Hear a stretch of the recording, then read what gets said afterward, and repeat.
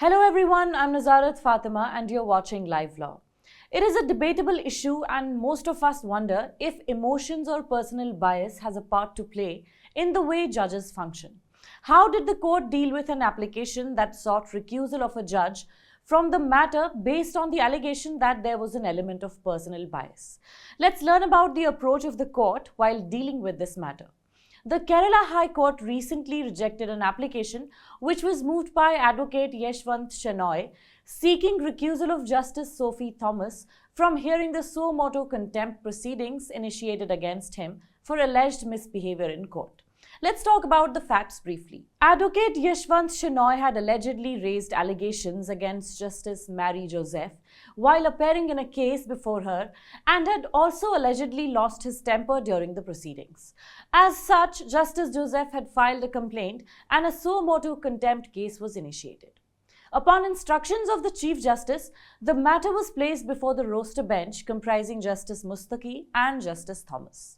At this stage, Shenoy filed an application seeking recusal of Justice Thomas, raising allegation of personal bias. Not only that, but he also showed his intention to implead Justice Thomas as an additional respondent in a contempt case. Meanwhile, at this stage, Shenoy also made a mention of a previous contempt case in which he appeared for the petitioner. He said that previously, when the then Registrar Judicial was acting under the instructions of the then Registrar General, who is now Justice Thomas, he had to admit non-compliance with the court's directions and had to apologize. In response to this, the court noted that while the Registrar Judicial has been reprimanded for non-compliance of the High Court's direction in that case, no contempt action was taken against Justice Thomas. It observed that the Registrar Judicial is an independent functionary, although he is working under the Registrar General in the larger administrative setup. The court expressed its view that the Registrar General could not in any way be held responsible for the act complained of against the Registrar Judicial.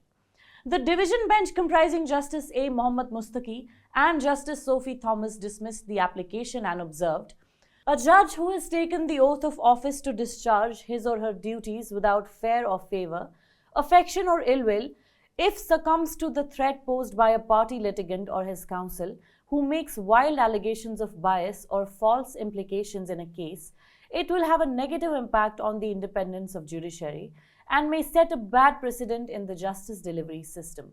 In order to avoid such a bad precedent, Justice Sophy Thomas is not intending to recuse herself on the grounds urged by Advocate Yeshwanth Shenoy.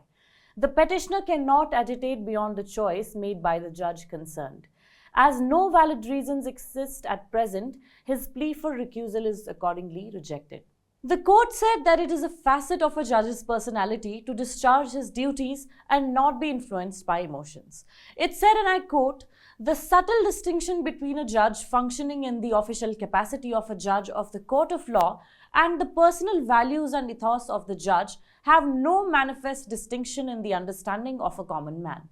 However, a judge is conscious of that blurred line which allows them to distinguish the value that is to be followed in their official capacity and their personal life. The stoic outlook or posture, uninfluenced by any other external factors, makes the judge what he or she is. The robust mind in which conscience is built makes the judge a judge. Irrespective of his beliefs or faith, the ability of a judge to discharge his duties uninfluenced by his emotional values symbolize blindfolded justice, reflecting the idea that they are detached from all types of influence that may permeate their decision. This facet of the judge's personality or character cannot be viewed in isolation when a plea of recusal is raised." The court also added that a plea for recusal would have to be accepted when a judge on a personal level may have an interest in the outcome of the case. The court observed that if the judge tends to accept such a plea for recusal without any reason and on a mere plea raised by a party or a lawyer, that could mean that he accepts having lost his conscience and is vulnerable to a cause raised before him. The court also noted that the contempt case filed by Shenoy, where he intends to implead Justice Thomas, was yet to be numbered or entertained. It thus expressed doubt as to how Justice Thomas could then be impleaded as an additional respondent in the case. The court remarked, and I quote, Obviously, the attempt of Advocate Yeshwanth Shenoy is to compel Justice Sophy Thomas to avoid hearing the matter by raising unnecessary allegations. Justice Sophy Thomas has no interest in that cause or in its outcome, as alleged by Advocate Yeshwanth Shenoy.